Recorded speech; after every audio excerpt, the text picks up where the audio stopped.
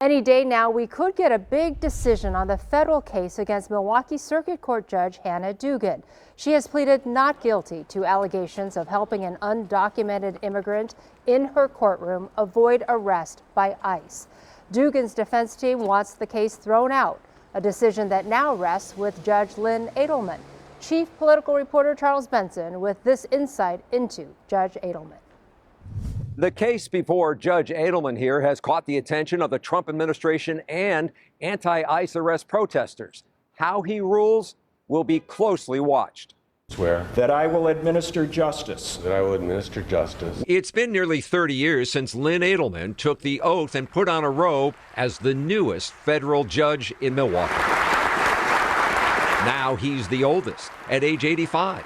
Here's what he told TMJ4 after getting the lifetime appointment from President Clinton. I know I'll have a lot to learn, but I also have a lot of experience, which I think will be an asset to that particular court. Prior to that, he spent 20 years as a Democratic state senator, defying expectations by winning in a mostly Republican district. Longtime friend and former law partner Robert Lerner knows him well. I think he's an excellent judge. He was, I'd say, a better judge than I thought he would be. That opinion will be closely watched as Adelman navigates the high-profile and politically charged case for Milwaukee County Circuit Judge Hannah Dugan.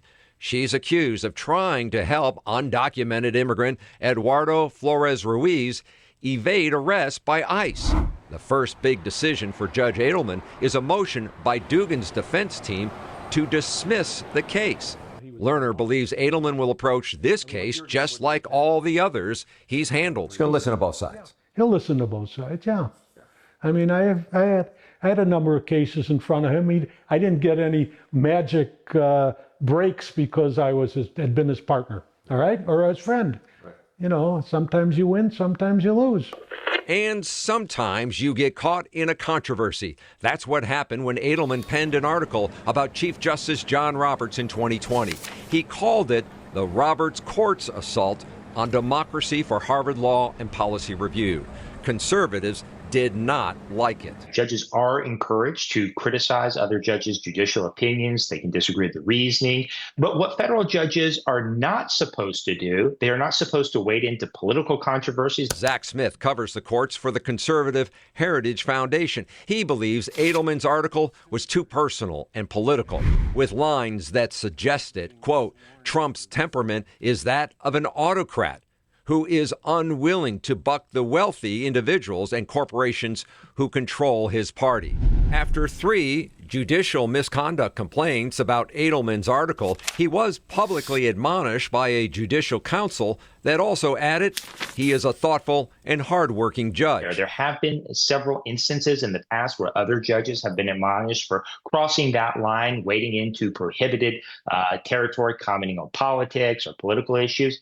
But again, I would argue that Judge Adelman's language that he used in his article is even more egregious. Adelman apologized to the council for his, quote, inappropriately worded comments and for language construed as questioning the integrity of the Chief Justice. Lerner believes Adelman is prepared for this moment. How do you think he'll navigate this challenge? I think he'll be thorough and he'll be thoughtful, and I can't say how he's going to rule. We don't know that, right? I have no idea. If Judge Adelman rejects the motion to dismiss, there could be a trial later this year unless his decision is appealed. At the federal courthouse in downtown Milwaukee, Charles Benson, TMJ4.